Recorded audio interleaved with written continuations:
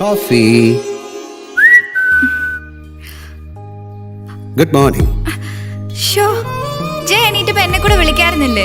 അങ്ങനെ പെട്ടെന്ന് വിളിച്ചുണർത്തിയാലേ എന്റെ ചക്കര ഇങ്ങനെ അലസം മദൻ മോഹന മാളവികയായിട്ട് ഡ്രസ്സൊക്കെ സ്വല്പം അങ്ങോട്ടും ഇങ്ങോട്ടൊക്കെ മാറി കുറച്ചൊക്കെ ഇങ്ങനെ കാണിച്ചു കിടക്കുന്നത് ഇങ്ങനെ വായി നോക്കിയത് കാണാൻ പറ്റുമോ? Coffee coffee. Thank you.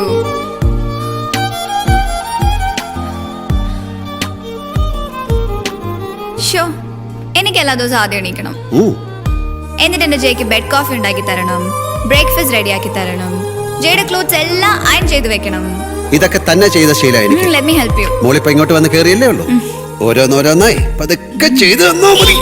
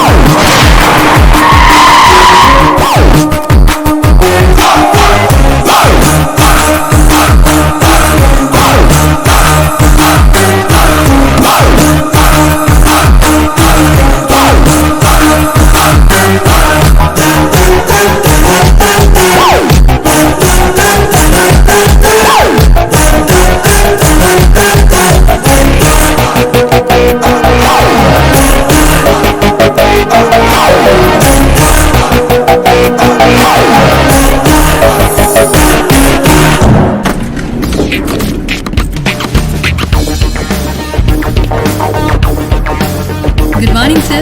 Good morning.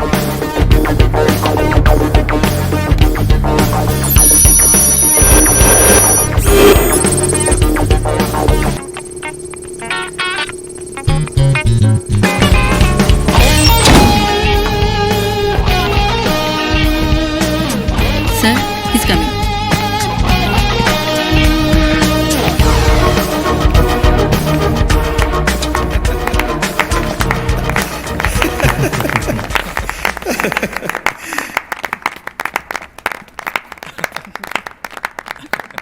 என்ன ராணா பிடிச்ச வீரபாண்டி கட்டபொம்மனுக்கா எல்லாரும் கிளாப் பண்றாங்களேன்னு பாத்தியா?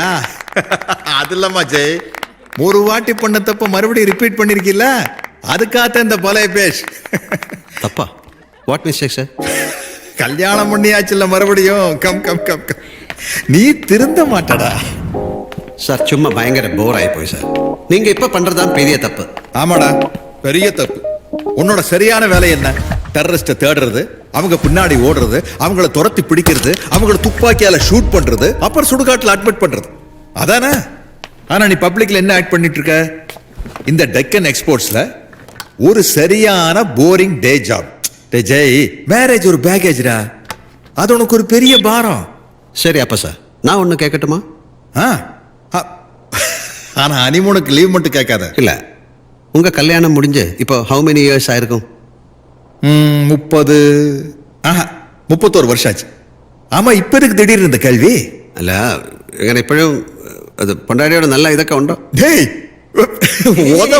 ഇല്ല സാർ, ഇപ്പോഴും ഇഷ്ടമുണ്ടോന്ന് നഫീസ താത്തയായിട്ട്. ஆமாடா, 31 வருஷம் ஆகியும் இன்னும் என் ஒய்ஃப் மேல எனக்கு ரொம்ப இஷ்டம். Still I love my wife.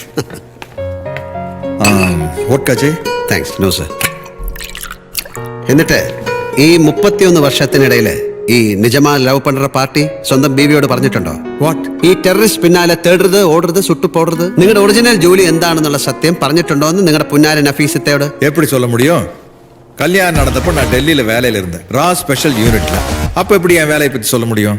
சொல்லவும் கூடாது. ஜெய், என் ஃபேமிலியில எல்லாரும் என்ன நினைச்சுக்கிட்டு இருக்குன்னா, நான் இந்த எக்ஸ்போர்ட் கம்பெனில ஒரு சீனியர் மேனேஜர், ஒர்க்கஹாலிக் அப்படின்னு எப்பவும் என் பொண்டாட்டி எல்லார்கிட்டையும் சொல்லும், എന്റെ റബ്ബേ വേലയെന്ന് சொன்னா ഇവിടെ ഒരു ആൾ മരിക്കും. അത്രയേ അറിയേണ്ട കൊയിലാണ്ടിക്കാരി ബിവിക്ക് 31 വർഷം ആയിട്ടു. തന്റെ നാള് രേവതിയാണെന്നറിഞ്ഞ് തനിക്ക് 34 വയസ്സുവരെ ശുക്രദശയാണെന്ന് മുമ്പൊരിക്കൽ ഞാൻ പറഞ്ഞത് ഓർമ്മയുണ്ടോ? ഉണ്ട്. അന്ന് അതിനെന്താ താൻ മറുപടി പറഞ്ഞത്? ശുക്രൻ ഇത്ര മോശമാണെങ്കിൽ ശനിയിൽ എന്റെ ഗതി എന്താവും സാറേ എന്ന്. ഇന്നലെ ഉച്ചയ്ക്ക് തന്റെ സസ്പെൻഷൻ ഓർഡർ എന്റെ കയ്യിൽ കിട്ടിയപ്പോൾ താനാ പറഞ്ഞത് ശരിയാണെന്ന് എനിക്കും തോന്നി.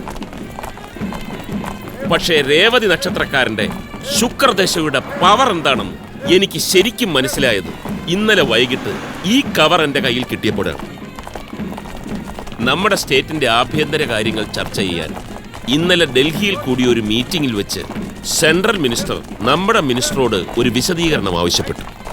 2 ദിവസം മുമ്പ് ഏലപ്പാറയ്ക്ക് അടുത്ത് വെച്ചുണ്ടായ ഒരു കാർ ബോംബ് സ്ഫോടനത്തിൽ വ്യവസായ പ്രമുഖനും പൊതുപ്രവർത്തകനുമായ ബാലഗംഗാധരൻ കൊല്ലപ്പെട്ട സംഭവത്തെക്കുറിച്ച് അറിയാവുന്നതൊക്കെ നമ്മുടെ മൂപ്പലാം പൊടുപ്പും തോങ്ങലും വെച്ച് തട്ടിവിട്ടെങ്കിലും ഡൽഹിയിലെ സാറിന് അതൊട്ടും തൃപ്തിയായില്ല.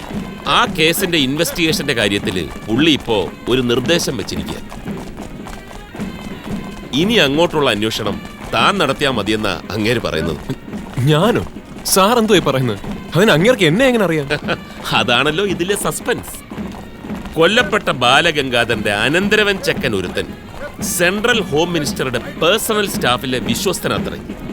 തന്നെയൊക്കെ പോലെ ഒരു യങ് ബ്ലഡ്. അയാളാ ഈ കേസ് തന്നെ കൊണ്ട് അന്വേഷിപ്പിക്കണമെന്ന് സെൻട്രൽ മിനിസ്റ്ററെ കൊണ്ട് ഇത്ര സ്ട്രോങ് ആയിട്ട് പറയിപ്പിച്ചത്. ആ ഓർഡറാ ഈ കവറില്. എന്താ തനിക്കൊരു താല്പര്യമില്ലാത്ത പോലെ? കുറച്ചു മുമ്പ് വ്യവസായ പ്രമുഖനെന്നും സാമൂഹിക പ്രവർത്തകനെന്നും ഒക്കെ സാറ് വിശേഷിപ്പിച്ച ഈ ബാലഗംഗാധരന് സാറ് പറയാൻ വിട്ടുപോയ മറ്റൊരു വിശേഷണം കൂടിയുണ്ട്. He was A chronic womaniser. അടുത്ത കാലത്തായി നടന്ന ഏതാണ്ട് 4ഓളം സ്ത്രീപീഡന കേസുകളിലെ പ്രതിയായിരുന്നു അയാൾ. That I know. So what? ഈ ഒരു സ്വഭാവം കൊണ്ടും പിന്നെ ബിസിനസ്സിലും രാഷ്ട്രീയത്തിലും അയാൾ കാട്ടിയിട്ടുള്ള നെറുകേടുകൾ കൊണ്ടും സമൂഹത്തിലെ പല ഉന്നതരും അയാളുടെ ശത്രുക്കളായിരുന്നു.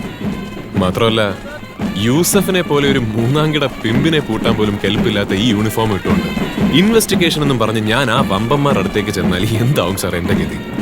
അതിന് ഈ ബാലഗംഗാധരന്റെ വധത്തിന് പിന്നിൽ താൻ പറയുന്ന പോലെ ഏതെങ്കിലും വമ്പന്മാരുണ്ടെന്ന് ഇതുവരെയുള്ള അന്വേഷണത്തിൽ നിന്നും എനിക്ക് തോന്നുന്നില്ല. മീഡിയാസിലൂടെ താനും അറിഞ്ഞിരിക്കുമല്ലോ.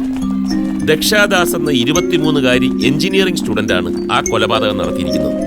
സ്ഫോടനത്തിൽ അവളും കൊല്ലപ്പെട്ടിരുന്നു. ബാലഗംഗാധരന്റെ ഡ്രൈവർ സന്തോഷിന്റെ മരണമൊഴിയിൽ നിന്നും കൃത്യമായ പ്ലാനിങ്ങോടെ ദക്ഷ കരുതിക്കൂട്ടി ചെയ്തതാണിതെന്ന് നമുക്ക് വ്യക്തമാകുന്നുണ്ട്. പക്ഷെ ഈ ദക്ഷയും ബാലഗംഗാധരനും തമ്മിൽ ഏതെങ്കിലും തരത്തിലുള്ള മുൻപരിചയമോ പൂർവ്വവൈരാഗ്യമോ ഉള്ളതായി കണ്ടെത്താനും കഴിഞ്ഞിട്ടില്ല. ഈ ഒരു പോയിന്റിലാണ് ഈ കേസിന്റെ ഇൻവെസ്റ്റിഗേഷൻ വളരെ ത്രില്ലിംഗ് ആയിട്ട് എനിക്ക് തോന്നുന്നത്. സാറ് പറഞ്ഞതൊക്കെ എനിക്ക് മനസ്സിലായി. പക്ഷെ എന്റെ ഈ ശ്രീറാം, താൻ ഇതുവരെ ഇടപെട്ട കേസുകൾ പോലെ ഇത് വെറും ഒരു ക്യാറ്റ് ആൻഡ് മൗസ് ഗെയിം ആവില്ല. I am sure this will be a different experience for U.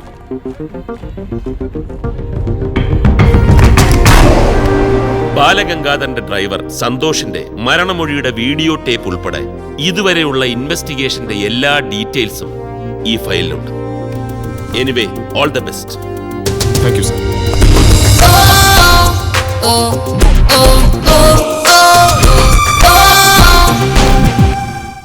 Mundakayam തൊട്ടേ ആ പെണ്ണ് ഞങ്ങളുടെ പിന്നാലെ തന്നെ ഉണ്ടായിരുന്നു.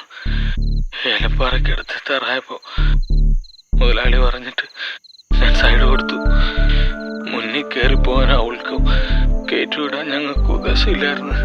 2 കാറുകൾ ഒരുപോലെ ആയപ്പോ അവള് മുതലാളിക്ക് നേരെ കൈവീശി കയ്യിലിരുന്ന് റിമോട്ട് കൺട്രോളിൽ അമർത്തി. പിന്നെ ഒരു പൊട്ടിത്തെറി. അതാണ് എന്റെ ഓർമ്മ. എന്തു തോന്നുന്നു കണ്ടിട്ട്? എനിക്കെന്ത് തോന്നാൻ? ഈ അവസ്ഥയിൽ അധികം കിടന്ന് നരയിക്കാതെ ആള് പോയല്ലോ, അത് തന്നെ വലിയ കാര്യം. അതല്ലടാ, ഇതിൽ ഞാൻ എവിടെ നിന്ന് തുടങ്ങണം? ബാലഗംഗാധരിൽ നിന്നോ അതോ ദക്ഷയിൽ നിന്നോ?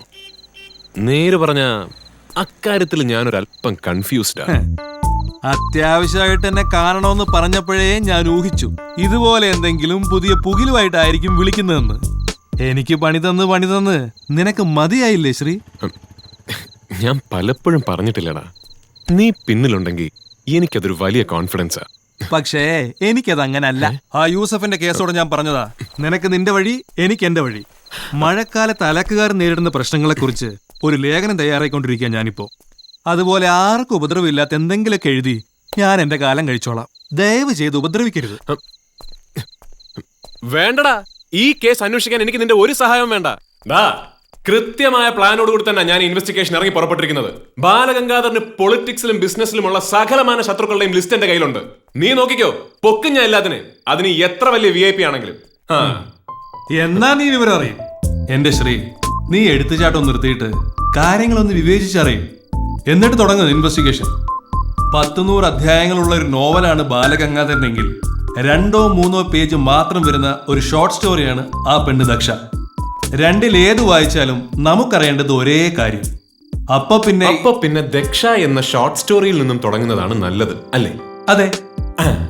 ഇപ്പൊ എനിക്ക് ഒരു കാര്യം ഉറപ്പായി, എന്റെ ഇൻവെസ്റ്റിഗേഷൻ ഞാൻ തുടങ്ങിയിരിക്കുന്നത് കറക്റ്റ് റൂട്ടിൽ തന്നെയാണ്. അത് നീ പോലും അറിയാതെ നിന്നെ കൊണ്ട് പറയിപ്പിച്ച എന്റെ ബുദ്ധി എങ്ങനെ ഉണ്ടാ? ഇതിനൊന്നും ചവിട്ടേണ്ടത് നിന്നെയല്ല, നിനക്ക് IPS തന്നവന്മാരെയാ. പോടാ. പോവാണോ? പിണങ്ങല്ലേ?